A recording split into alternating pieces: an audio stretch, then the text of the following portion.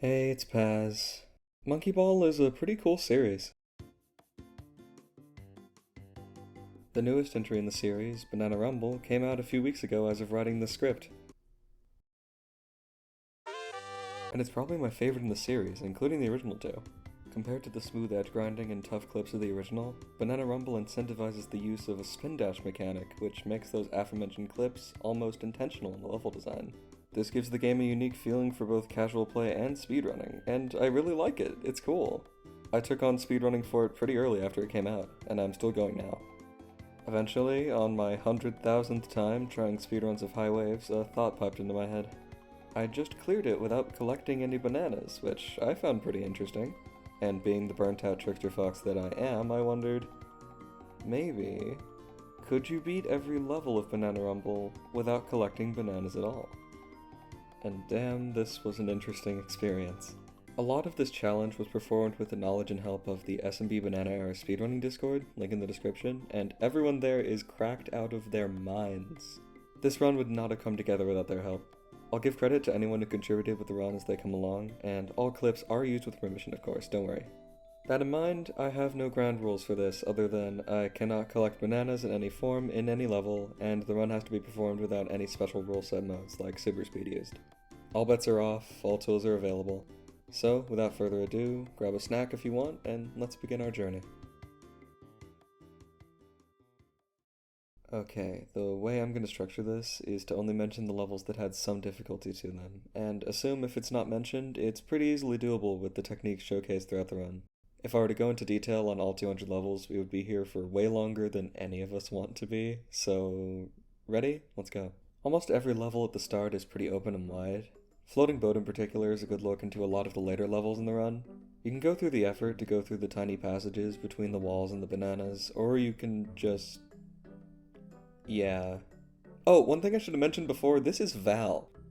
Characters in this game have different stats that can make them good for different levels and situations, including friction, spin dash momentum, acceleration, and more. Val in particular has a very powerful spin dash, while Baby has a very high friction and acceleration. They're the two characters you'll see most during this run, though some others like Dr. Easel will make appearances as well from time to time. Anyways, here's Rail Slider. Okay, we had a good run. Pack it up, guys! For real, this is the first major roadblock of the run. The stage is on a rail with no other ground, and the rail is littered with bananas all the way down. This means that we pretty much can't touch the rail at all. The only saving grace we have is that the course slopes downwards, so maybe, just maybe, we can do a trick off of a later part of the rail? And I'm pretty stubborn.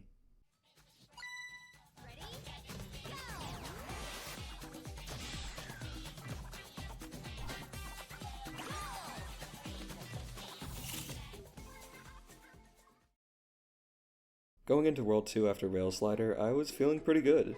The levels in World 2 are as open as they are in World 1. For example, oh no, what are we going to do? We're in a maze surrounded by bananas just like a rail. Yeah. We do get a fairly interesting level here though, riding the waves. The normal route for the level is to go down the carpets with a bunch of bananas on them, and the speedrun route falls down to the goal from the back. Both of these have their problems bananaless, and luckily for me, I don't have to get good at the game. Liam had an idea for riding the waves and ended up executing it, jumping to different levels of carpet and eventually bouncing into the goal while managing to dodge the banana overlapping it. The next level, Grandfather Clock, doesn't give us a break. Intended route is riding the clock hands, collecting bananas along the way, and there's no way to just clip your way up to the goal since it's far too high. How do we get up then? Very, very precise wobbling.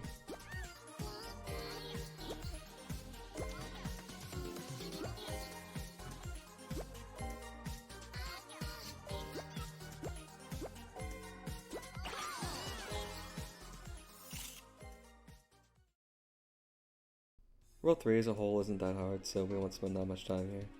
Switch and Go has a narrow bridge in the middle you would be forced to collect bananas on if you crossed, but you can skip over it if you're careful. Wavy Path has this fun movement where you cut between this bumper and banana, and Wormhole Branches makes you do a pretty precise roll down a slope that you can just keep the camera straight to line up. The others are pretty easily doable, with the exception of Up the Road. Up the Road is a good stage, it's just hard any way you try to do it. Thus, this is also the first level in the run we used Helper Mode for to make it plausible, which is basically just an at-home tasking tool in the game. It allows you to re-record sections of the level in real time, which is really helpful for stages like this, where it probably wouldn't be that feasible to do it on your own. But by using it, we are still proving that it is humanly possible, which is the point of the challenge anyway, so I consider it fair game for this. Any level that uses Helper Mode, I will have marked in the corner, if you can't tell by the erratic nature of the gameplay anyway. The theme so far has been pretty easy until the last level of the world. And you'd be smart to think that the trend would continue with World 4, but that is not the case. No. Our problems present to us in the second level, because nothing can be simple. I want you to take a look at this. It's one of the 3 rail levels in the game with Rail Slider, and do you remember how that one went? The thing that saved us there was that the goal was significantly below the start, so we could just fall down to it and dodge having to be on the rail. For Straw, the goal is a little bit above where we start, and there's nothing to help us gain any height aside from the rail itself. I was prepared to call it right here and say the challenge was impossible. Like, how would anyone do this? What route would you even take? And so I moved on. And a day later, the legend Bobby Kaze sent me this.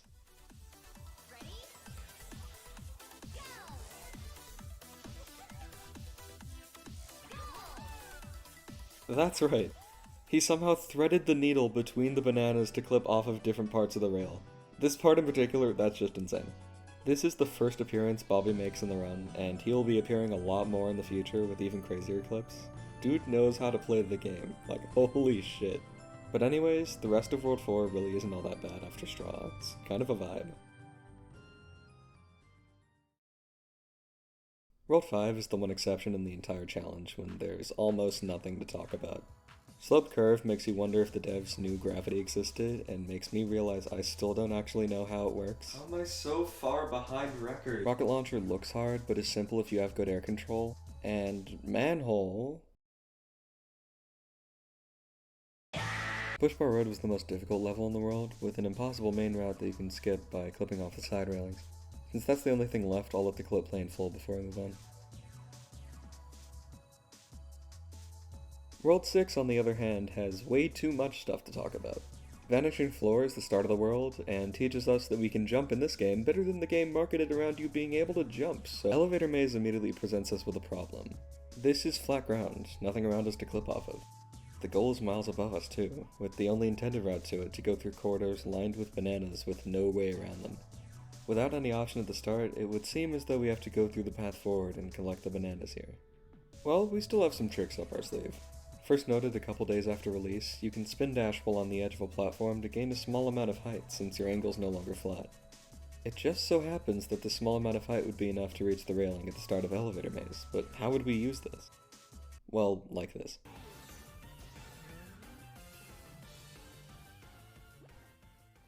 Oh yeah, and we have to clip off of each elevator as well to dodge the rest of the bananas. This edge spin dashing technique won't be used often, but it comes in handy when it's needed. Coming up next, Bouncy Ball would be difficult if Easel didn't exist. He has the highest spin dash velocity in the game, even if it takes double the time to charge of anyone else in the roster. Time is an illusion though, however, so he can do this. Easel Gaming. Long Halfpipe shows us that time does in fact catch up to all of us, and our attempt to thwart it last level will send us to the grave. If you stick to the edges, it's not that bad, but go fast. Symbols has bananas everywhere along the main path, meaning you have to skip all the way to the goal, which we do. And Rising Pillars is the same way, Common Easel W. Speaking of Common Easel W, lastly we come to Shock ROMs. You can perform a giant easel skip here as is done in speedruns, and you should, but it's not necessary. You can skip the first Shock ROM with a smaller spin dash, and then ride the intended route to the end from there. This was a notable spike in difficulty for the run. The level designers are getting more brazen with dashing bananas across the only path, and it's not going to let up from here. World 7, in contrast to World 6, doesn't require a ton of level spanning skips to dodge bananas. It instead requires patience and precision. Except for Binary Matrix, you can skip that for free. The rest just require some twisty movement, so here's a nice compilation of some of the cooler stuff. Figure that's better than me talking to you again.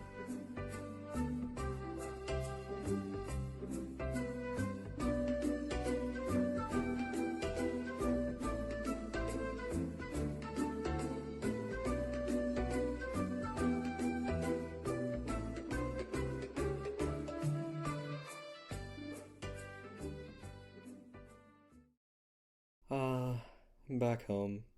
If you're not familiar with the speedruns for Banana Rumble at all, I run World 8 just a little bit. Because I'm so familiar with World 8's levels, they weren't that bad compared to how they could have been. This is another consistently hard world, and undoubtedly my favorite in the entire run from the shenanigans that we have to pull.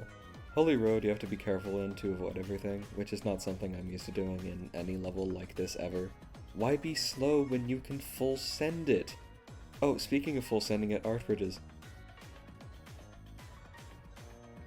Jumping back a bit, Seesaw Jump is really precise. And Half-Pipe Cross makes it really hard to even start the level without connecting a banana on this slope, but it's doable.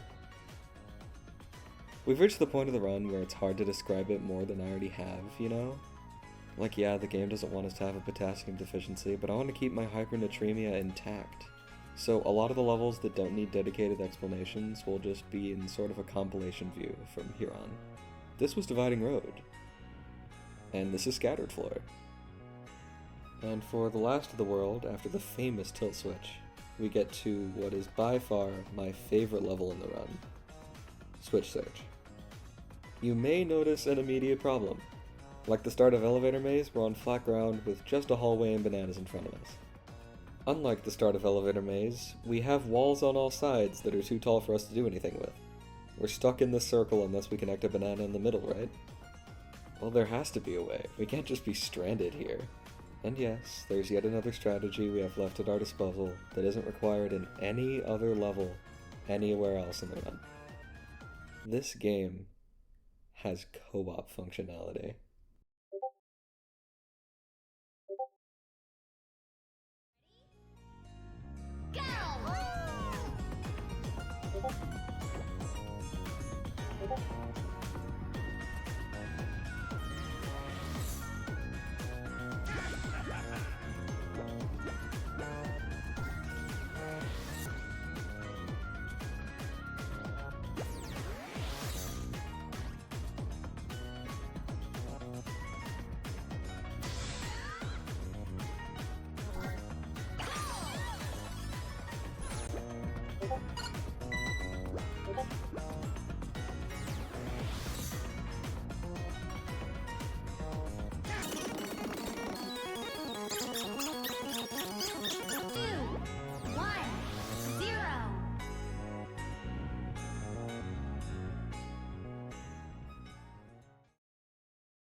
Nine 2 was a mistake. Luckily, World 9 is a nice break after World 8, with nothing too strenuous. Sundial you can skip using the individual speedrun strat. Bar Graph you can fit by the bananas on the way down, and then Mirage. Alright class, so today we're going to be talking about gravitational force. We can't keep doing this! The only level that proves challenging is Angel Ladder because of time constraints. The titular ladder at the end is exceedingly steep, and if you try to go up without using the speed pads, you won't make it by the end of the 60 seconds. You have to weave your way in between the speed pads instead, which is more trouble than it should be, but not too bad. As I said, a nice break. Alright, break's over, we're so back. There are certainly easier stages in World 10, such as Wind and Sun and Curvy Coaster, where you can just use Val. There are also 3 stages, however, that we have not seen the likes of in quite some time. Enter first, Broken Cylinder. One of the hardest stages in the base game as is, going for the goal in the intended route would be nearly impossible. So instead we do this. This was 100% intended, by the way. I wasn't just randomly spin dashing into different corners to see what different launches I would get, and then Sliding Sticks. Another stage plastered with the yellow from stem to stern, where going the intended route would be impossible. And lastly, Tornado Ring. This level was actually one I was really afraid of, even before I started the run. I was so sure that there was going to be a banana required here that I skipped over it to come back to it later, and by the time I did, Bobby Kaze had already done it, the fucking madman!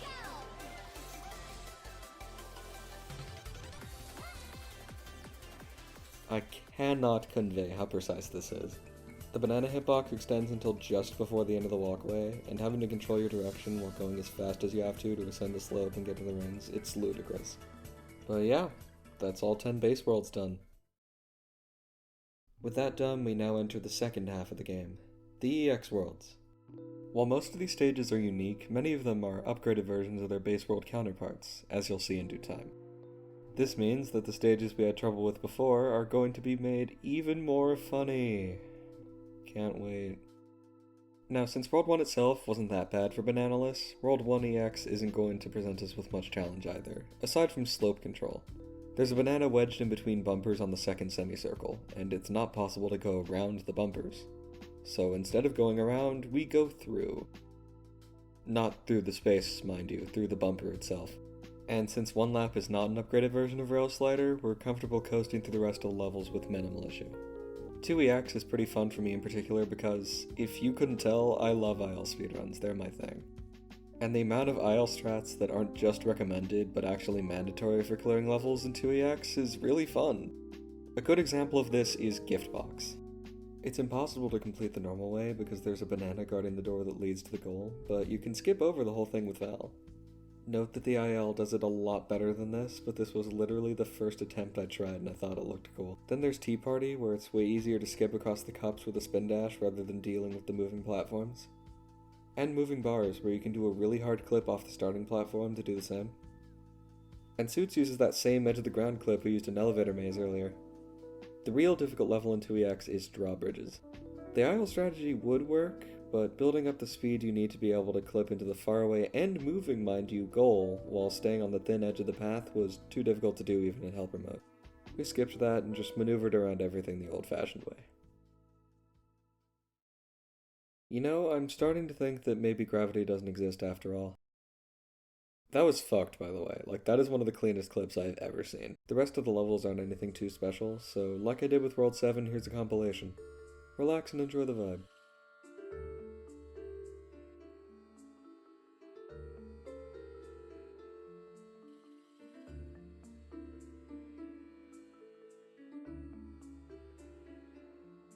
Do you remember Straw? That awful rail level where the goal is positioned above where you start and it was only barely possible to snag the goal with some crazy movement? Well, we have the upgraded version of that now.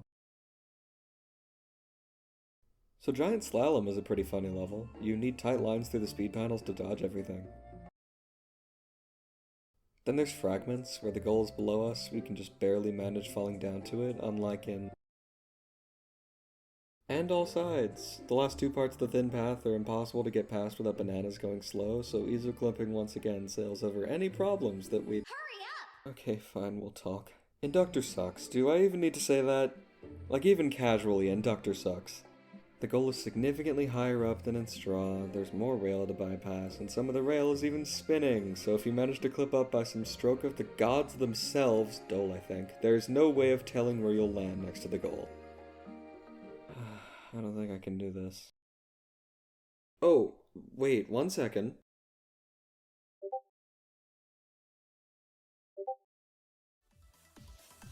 Ready? Go! Go! It's safe to say at this point we've hit our stride. Big spinners you can just barely fit between bananas on the wheel. Spinning zones, you can do a version of the IL skip, but missing the banana to make it more challenging. Push bar street, you can do... this. It's really quite something.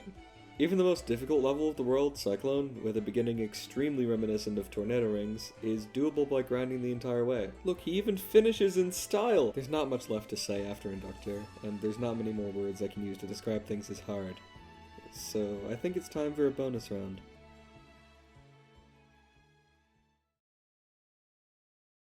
This is every single troublesome level left in the run. The last things between us and knowing if completing every level in Banana Rumble is possible without collecting a single banana. So everyone, enjoy.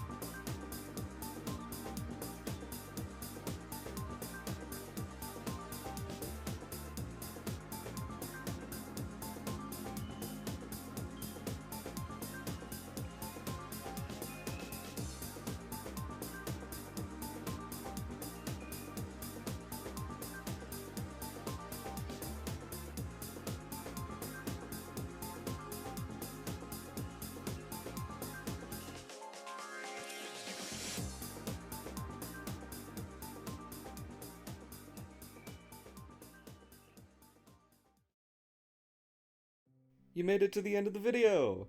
Which means that I made it to the end of the video. Oh my god, holy shit.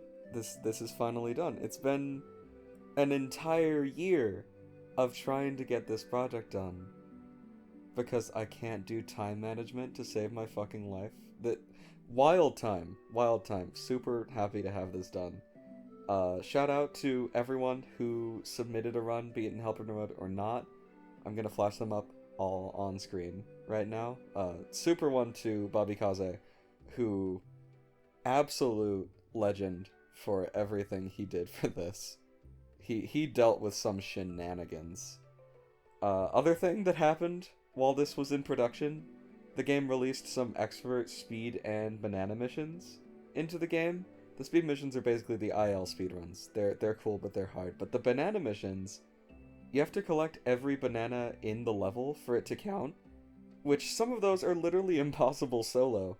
So you have to do them in the game's co-op mode that I showed off in Switch Search, and it's one of the most insane things probably in any vanilla Monkey Ball game. Highly recommend you go check out the video on Moo is my username's channel sometime next year about those. I also have to edit that one, pray for me. But anyways, I'm not gonna keep you for too long. I'll probably also make that PMD item list video that I've been wanting to make for years. And I'm gonna stop talking now. Thank you so much for watching, really. And maybe I'll see you next time. Bye.